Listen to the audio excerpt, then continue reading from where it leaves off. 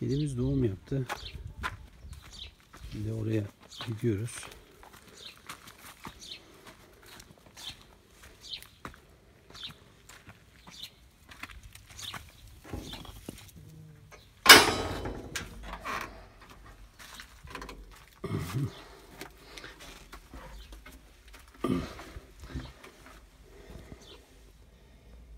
Evet.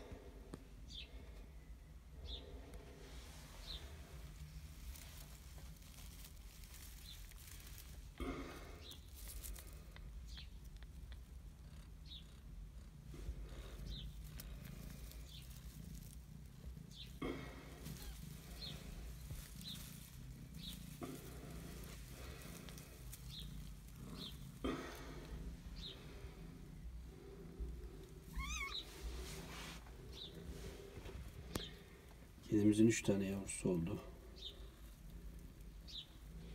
Gördüğünüz gibi. Hayırlı günler, kalın sağlıcakla.